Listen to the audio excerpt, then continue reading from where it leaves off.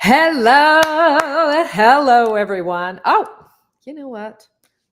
We got to do a fanfare. I can't give this away too early. Hi, everybody. How you doing? It's lunchtime live with Langley here today, and I'm so excited about the guest that I'm going to have on today because it's going to be a great conversation. She's an author extraordinaire, and I'm going to bring her right up in a minute. But I've missed you guys for the last couple of weeks, and actually, I was in England. Yes. So, for those of you who haven't seen it, if you're listening to this today, be sure to go to my social media pages and check out some of my pictures and some of the things I was doing. I was actually working over there. I did a couple of workshops and I had just really had an amazing time. You really got to track down my family tree a little bit. It was pretty special, actually. So, anyway, we're back and we've got a great lineup coming up in the next few weeks. And today I'm super excited about my guest. Leigh Lincoln is on, and she is an author, but not just any author. I'm going to let her tell you her story, but she is an author and an advocate for homelessness. And her story is amazing. And really, how she got into writing is more amazing. And she can tell it better than I can. So I'm going to bring her right up. Leigh, come on up to the stage. Welcome. We're so happy to have you today. Hi, thanks for having me. Yeah, well, just tell us about this. You've got multiple books, and you've got them in the back there. I can see The Road to Home, Road to Freedom, several books. So I'm going to let you tell about it, but tell us what the inspiration behind this and what drew you to the subject matter. Well, I It's my intense. first book I literally wrote accidentally. I'd been doing homeless and poverty advocacy for something like 30 years, and I was at a community meeting one night, and the guy who was running the meeting pointed to everyone else in the room who was trying to make a comment, except for me, the politician, the local businessman, the various leaders of other things. And he just ignored me. And at the end of the meeting, I went up to this guy trying to get my point across, right? And he shut me down. He was like, "No, you're just a mom. You're just a woman. You're just a volunteer. You don't have the right education, the right background, the blah, blah, blah." Right. It What do would have you taken know? him Yeah. less time to listen to me than it would have taken for me to hear all of his excuses. And instead of screaming at the man, which I probably should have done, I went home. I went You home felt and like doing. yeah. No, I'm this polite little quiet mouse in the corner. Well, I used to be. I'm not anymore. But Good for you. okay, hi. Never mind. So I went home and I pulled out a notebook and I started journaling. And I did this night after night after night, just pouring out all my frustrations because I realized this guy was not the only one who ignored me and just kind of was putting me in this little tiny little box and just telling me that my voice didn't matter. And after several months of doing this, I pulled out and started looking at what I'd written because, well, by then it was a mound of notebooks. Mhm. And I realized I'd flipped from writing about myself to writing first person narrative from the perspective of a homeless woman. And yeah, this kind of makes sense. I've been working with the homeless for 30 something years at that point, right? So I was like, okay, what do I do with this? This is really a total hot mess, right? So I took it to a local writers group and cleaned it up some. Then I took it to an editor and I cleaned it up a bit more. And then I was like, well, okay, I'll publish it. Maybe I'll send 10 copies, 15, 20, and raise a tiny bit of money for charity. We're all good, right? Because, I've been ignored for so long. Nobody's got to read this thing, right? You didn't have expectations, right? No expectations whatsoever. But here's the funny thing. You write a book, you're instantly an expert if you throw that thing out into the universe, right? It certainly helps. And I will so, say that. yeah, so then people wanted me to speak on homeless and poverty issues and I'm like, "Wait, what? Like a hot minute ago you were ignoring me and now all of a sudden you want me to speak, right? Okay, we're all good."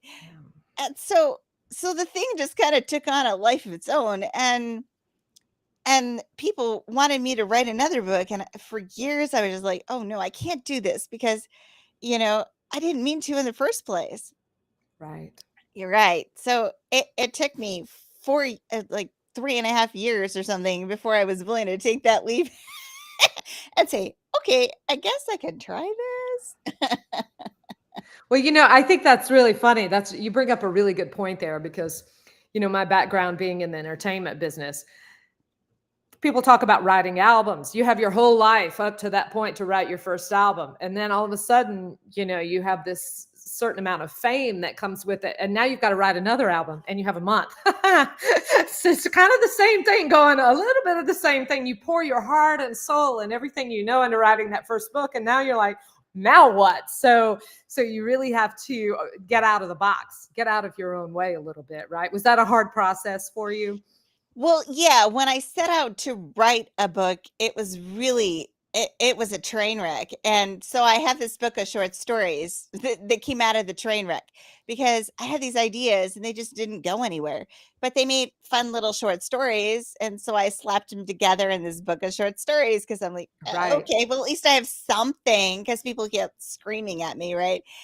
And because I was like, I don't know what I'm doing, right? Those are sometimes, you know, sometimes that's the best thing in the world, though, when you don't know what you're doing, because you're really writing from the heart. Then your art is coming from a place where it should come from, right? Because Right. you're just pouring it out there, and then when you get where the help comes in, it's just helping you organize it. They're not helping you write the art itself, and I think that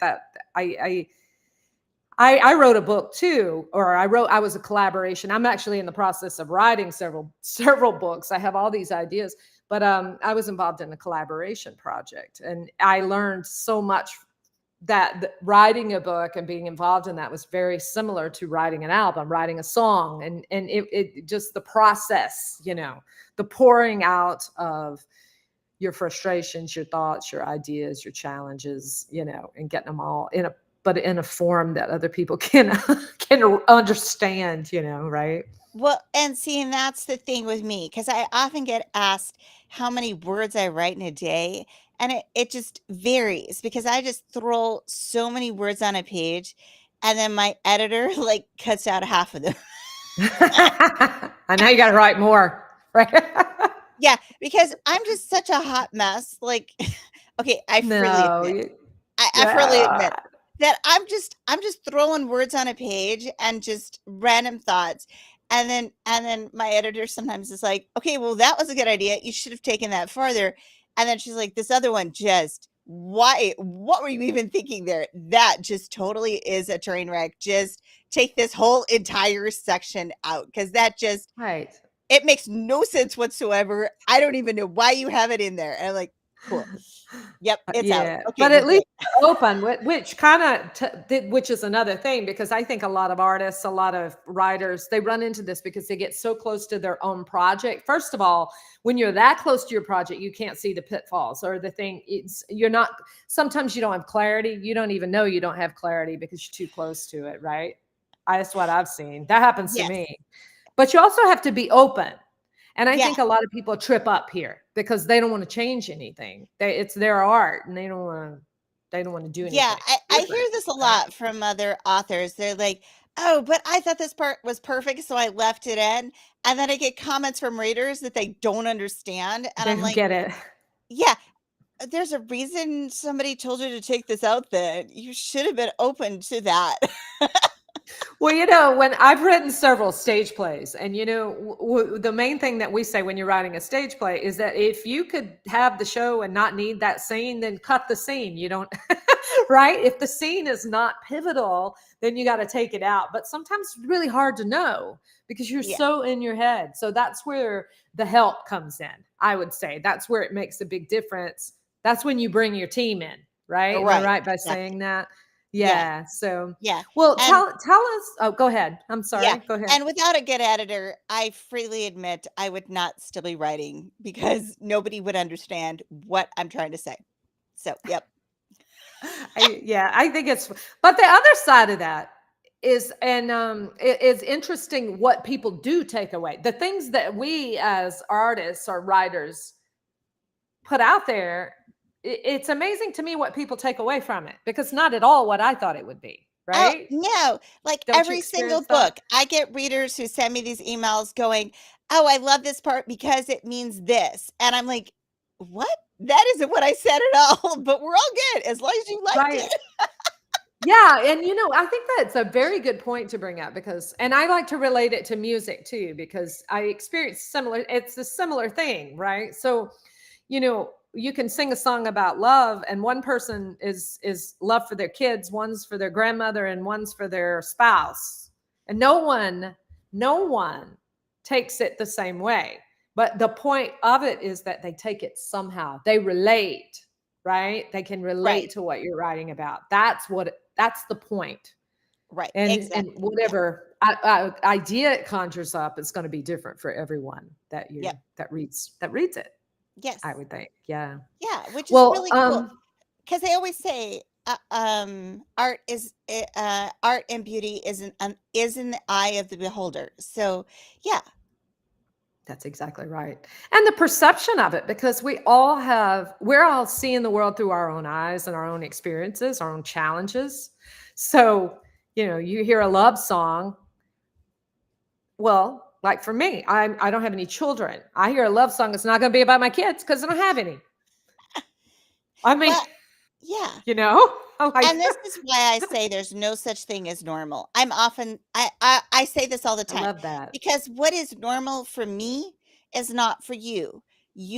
Weren't raised in my house. You have not That's right. lived my life. You have not That's walked right. in my shoes as much as you may try to walk in my shoes. You have never walked in my shoes. Literally, you have not stepped in my shoes, have you? No. So there's no way. That's exactly right. And there's no way we can know because our experience is our own and our view is our own. So we're Exactly. seeing it through skewed glasses to start with. I mean, Yeah. we're everything that we look at is looked at through the eyes of our own experiences. And some of Yeah. those are better than others. Yeah. Some experiences are better than others. Yeah, So because I often get asked why I started working with the homeless. Well, it was because I was raised in a home where I was adopted and I was given a home by these people who chose me, picked me and gave me this beautiful life. And so for to me, a home is the most valuable gift you can give to anyone. And so it just seemed it's amazing. so normal to me to give everything to people who have nothing because that's what Right. I was given.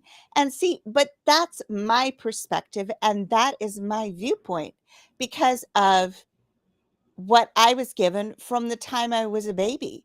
And see, for me, that's completely normal and doesn't seem like weird at all. But for a lot of people, working with the homeless seems like way out there and totally outside of their comfort zone and something they would never ever do.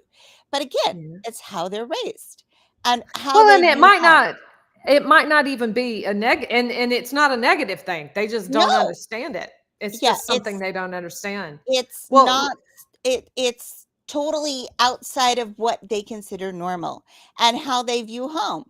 And again, it has a lot to do with me and how I was raised and this beautiful gift my parents gave me. And again, that's a beautiful yeah, story. this is what I view as normal. But I'm But I not want to I want to add something in here because and I want to say this to our audiences. This is the root of art. And this is what I think is missing from so much art that we do see today is that's not rooted in the realness of life. Okay. The best artists, the best writers have a why. And this is your why. This is your why, Leigh. Okay. Because you just had this beautiful home and it just inspired you to be bigger and to do more and to help others. And I mean, what better life could you live than to give and to bring awareness to the topic itself? I think it's just amazing. Let me ask you. So, how did you research for these books? Like, what is this research you did? What did you do? Did you talk to well people or well, the first book I again wrote accidentally. No research was involved. It just kind of evolved out of everything I lived through and talked to people. But the other books I've done massive amounts of research. So, like the second book, Road to Freedom, is about a man who's dying of cancer, and he's from originally from Spain, but he lived in Cuba. And so for that one, I actually traveled a ton to Spain and talked to a bunch of immigrants and really got to know them. And so there was a massive amount of research involved. Oh, Research. bummer. Had to go to Gran Canaria, you know. It's tough life. Tough Tough life life. of an author. Yeah, and so, in, like, the road west, bummer, went to Spain again, went to Italy, yeah. Uh, tons of research involved in that one too. And then some of it was my own personal experience, and yeah, bummer, had to travel a bunch. Yeah, and then the book that's coming out in a couple of weeks, which is the start of a new series, Lost Father, and the whole series is on adoption, which, okay, getting back to that again. Um, it's the birth father's journey. And so it's just 50 something years of his life. And so for that one, I traveled to San Antonio, Texas, talked to the wonderful people at Fort Sam Houston because they have all these archives about the Vietnam War. I talked to a bunch of vets. I talked to some people who were birth parents. So yeah, I deep dive into research. Because I want my books to be right and I want them to be done well. And so I'm figuring if I'm going to be doing this, I'm going to be doing it correctly, right?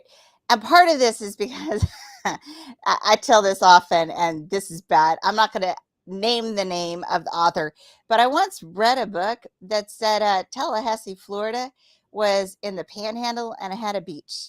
Two problems with this. Tallahassee, Florida is in the Big Bend and there is no beach.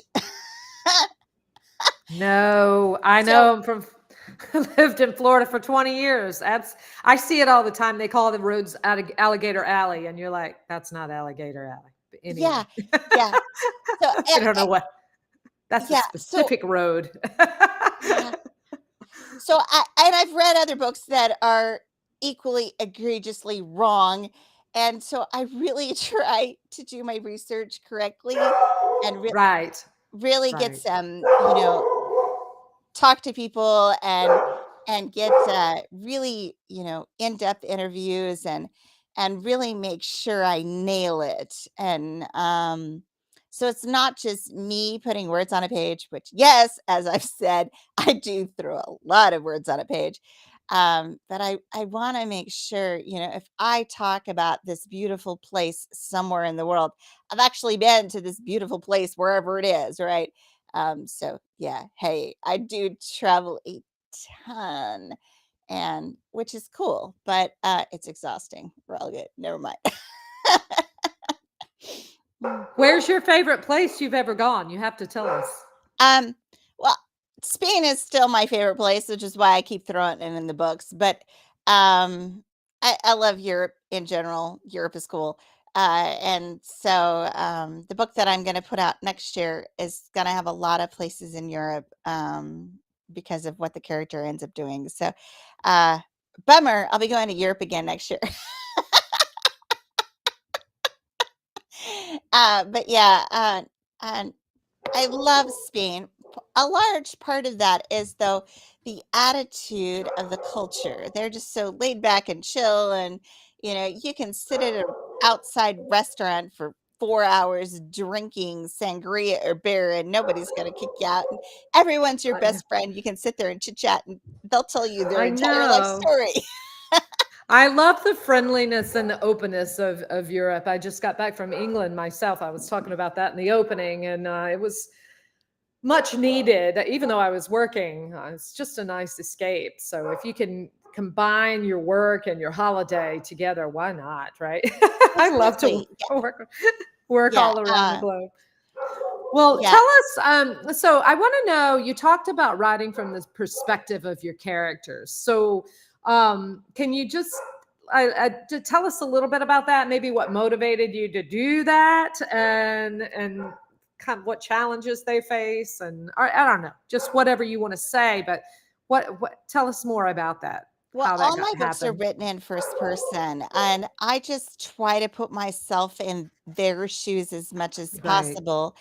And it's a bit unusual. Not too many books are written in first person that aren't, Mhm. like mysteries or yeah. So Right. yeah, so it's pretty unusual, and it kind of throws some people. Um, Right.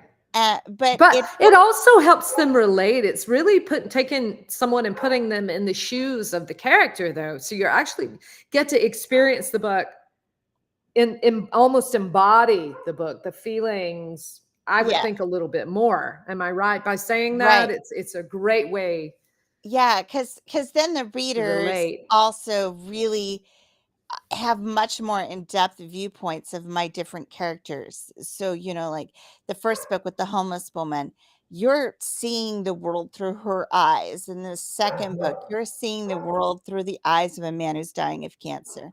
In the third Now, book, is there a transformation in here? Is there a transformation? yeah, all of the characters are on a physical, spiritual, emotional journey, and they all have a different problem that they're facing and trying to fix in some way.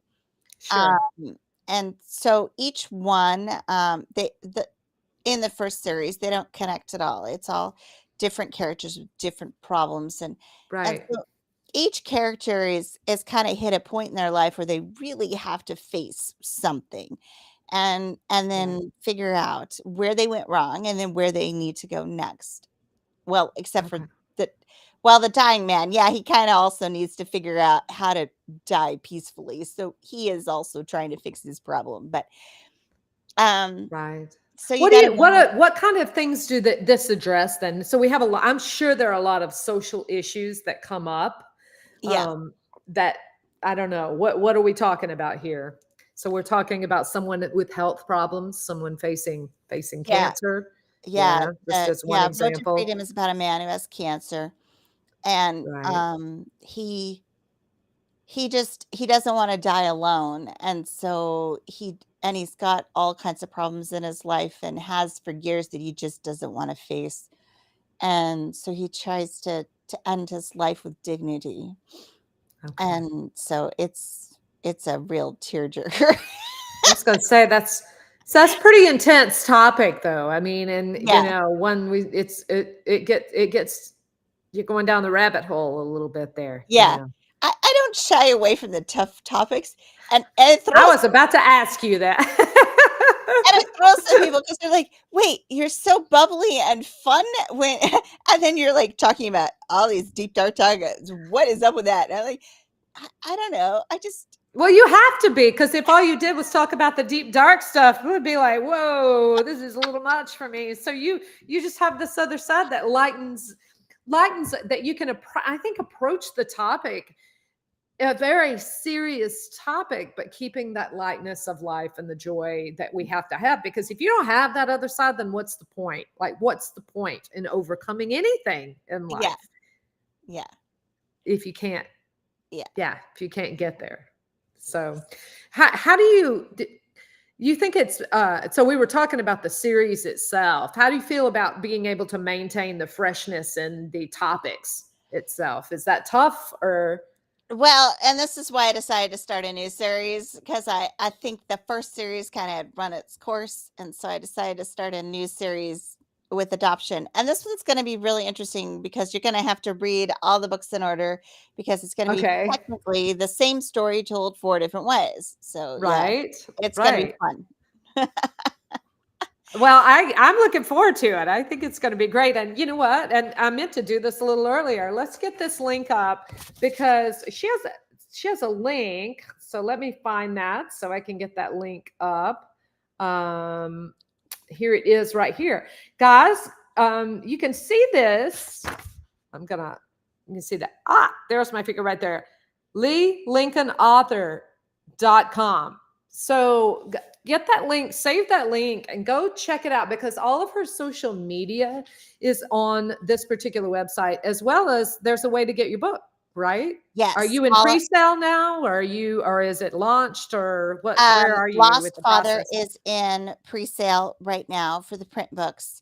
It will Okay. be launching on National Adoption Day, November 18th, which is in a few weeks. So it's getting November close. 18th. Yeah, we're getting countdown to launch kind of thing. So yeah, super excited about starting this series. And there's a whole interesting story about this whole thing. I've been thinking about doing this for a while, Right. and of course, when I first started writing this book, it was a couple years ago, and then I put it aside, and then I started it again. And in the middle of writing this, I actually found my birth father. So so it was kind of cool. So I was like, Wow. yeah. And then I got to meet him in May, which was which was totally awesome. And um I'm not sure whether I was nervous, excited, afraid. A lot I of don't know. emotions. A Yeah, lot of it was emotions. yeah, I was all over the map. So, yeah, so it was just really cool that in the middle of this whole process, because like I say, I started it, I put it down, I worked on it a little bit, I put it down. I actually wrote The Road West in the middle of trying to start this whole series because I was just like, "Yeah, I'm not ready for this, and then I'm gonna write this whole other book." Right. So, yeah. That just goes to show that the road to success sometimes does this. Woo, yeah. Yeah, yeah, 'cause I There's was no like, right or wrong path with it, you know? It's "No." like So honor it. So this new series, Path to Family, like I say, it's going to be actually the same story told four different ways. So this first book, Lost Father, is the birth father story. Next year, the birth mother story will come out. Year after that will be the family who adopts a child, and then the fourth book will be the string that ties them all together, the child. And so I kind of have an idea of where I want it to go and how I want to connect all the pieces because it's like this giant jigsaw puzzle. Well, that's exactly what it is. I think that that's a great way to put it. Even as an entrepreneur, an author, anytime you're working on anything like this, you think that, like I said, a linear path. You want a linear path to success, and it doesn't really work like that. You go forward, you go back, you go in and out, and finally it starts. You start to see it merge, right? You start to see the pieces come together, and um, well, what do you think? One more question for you here. What do you think is the biggest challenge that you faced in doing this? Um, just keeping consistent and because it's really hard to be consistent when I travel as much as I do. And You mean t- writing yeah, consistently writing. or okay, Yeah, writing. because I'm Yeah. on the road 6, 7 months out of the year. And I trying know to the get a feeling. Yeah, trying to Yeah. get a book out every year is just it has been hard. And Right. That's a yeah, lot. yeah. So for me the big thing is consistency. I have never been a goals oriented person. I'm a hot mess. I own that. So yeah. That's okay. Hot messes create some fancy stuff, let me tell you. And we have Vashti. Hey, Vashti, thanks for writing in. And she said the link works, but you have to put HTTPS instead of the www. So please, I will make sure that when we post this, that we put this in her link in the messages, and we will post it like that. Thanks so much, Vashti, for putting that in there. And we appreciate you sending us that chat and letting us know. Thank you very much. And for tuning in today. Leigh, this has been, I don't know, I love talking to you. I know when we've had our first chat, it's just what you're doing. I just, I think it's amazing. Like you first of all, you found your voice. And I'm a big proponent of that, right? Because I talk about this all the time. I'll talk about stepping into your confidence and finding your voice. And it sounds like it took you a little time to find your voice, but when you did, it look at how it unleashed itself, right? Just off the charts. It's amazing, right? But not only did you find your voice, but you wound up being a voice for people who didn't have one as well. You're right in saying that. Yeah. Yes.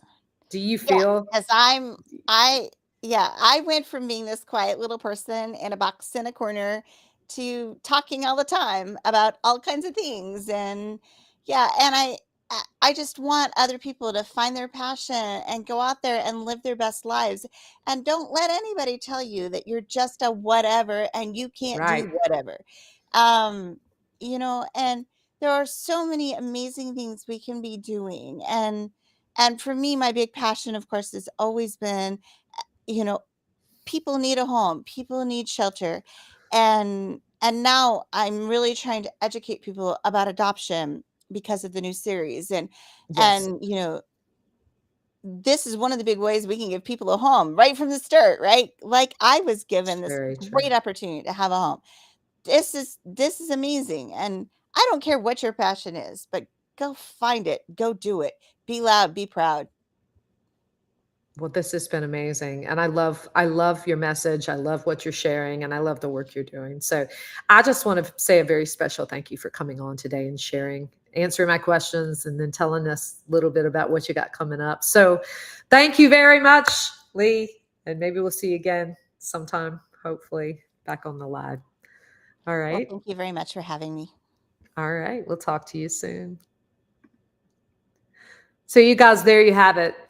Leigh Lincoln and her books. I think it's really amazing that she was able to find her confidence and really step into using her voice, and not just doing that, but using it in a way to be service to others.